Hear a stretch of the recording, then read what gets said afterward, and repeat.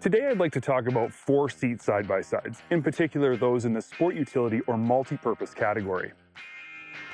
It's not rocket science to take a 2-seat side-by-side, stretch it out, and add 2 more seats. It's like building a limousine. This comes with a number of benefits, most notably the retention of a full-size cargo box. But it also comes with some pretty sizable drawbacks, most notably a wheelbase that is ridiculously long and results in a turning radius that can only be rivaled by a Greyhound bus. But there's another way to do a 4-seat multi-purpose side-by-side, a way to add 2 more passengers without making the vehicle a mile long and nearly impossible to maneuver in tight spaces. The answer is to keep the short wheelbase and use some of the cargo space for the extra 2 seats. The drawback is obviously less cargo space. But the benefits are a vehicle that can be trail-ridden just like a 2-seater. No worries about getting high-centered, no annoying hassles with maneuvering around tight obstacles.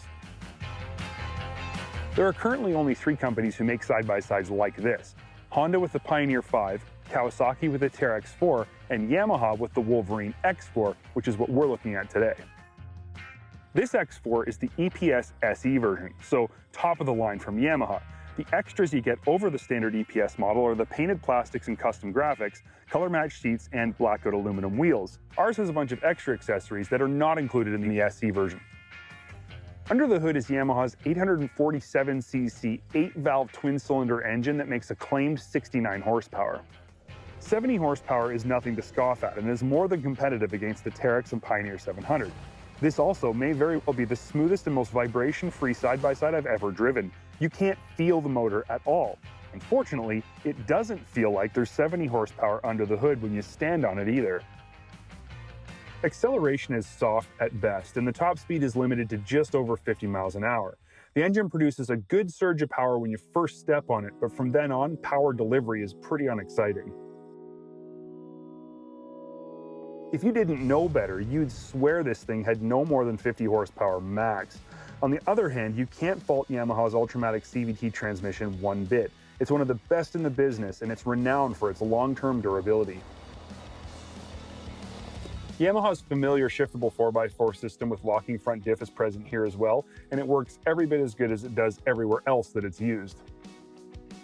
Before we go any further, I want to say this. The way Yamaha has managed the space for both front and rear seat occupants is fantastic. It doesn't matter where you sit in the X4, you'll have lots of legroom and an easy reach to a solid handhold. The back seats may look cramped, but even for a guy who's 6'1" like myself, they are definitely not. With that said, getting in and out of the X4 is not so pleasant.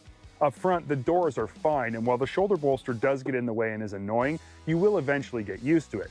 The back seat, on the other hand, is a completely different story. I feel like I'm doing yoga to get in here. The side restraint area means you can't just slide into the seat, and the door latch is in the worst possible place. Once you're in, it's great, but getting in and out leaves much to be desired. One thing I definitely like about the Wolverine X4 is this space between the rear seats. Because you lose most of your cargo space with the 4-seat configuration, any extra space for your stuff is a welcome addition, and this space between the rear seats is bigger than it looks. The rear cargo area is convertible by flipping the seat base up and sliding the seat back forward. Maybe this is important to you, but in my opinion, the sliding seat system is clunky and will only get more difficult to use after you've loaded the back up with rocks or wood and the tracks get full of junk.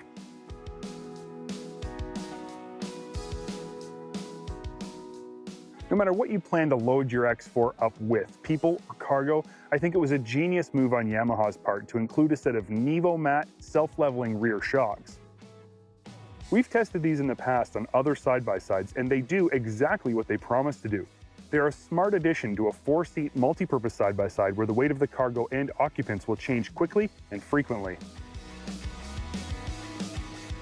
8.7 inches of front and 8.9 inches of rear end travel is basically just enough to get by these days. I will say this though, the front and rear shocks are set up extremely soft, which makes for a very smooth, regular speed trail ride. Which is what this vehicle is for, but I'd avoid any thoughts of pushing it harder on rough trails as the suspension quickly gets overworked as speeds increase.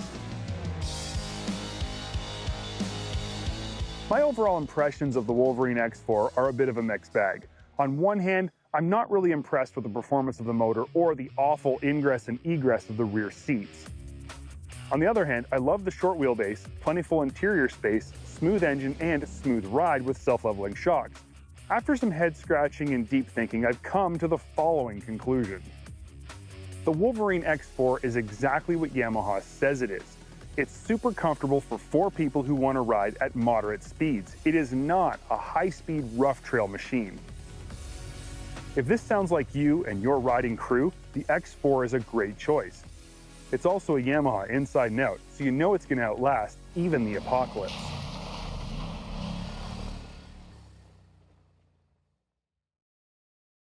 Thanks for watching Dirt Tracks TV. If you enjoyed this video, there's 3 things you need to do right now. First, like the video. Second, make sure you subscribe to our channel. And third, turn the bell on so you'll be notified of future uploads. But the most important thing all ATVers should be doing is getting out and going for a ride.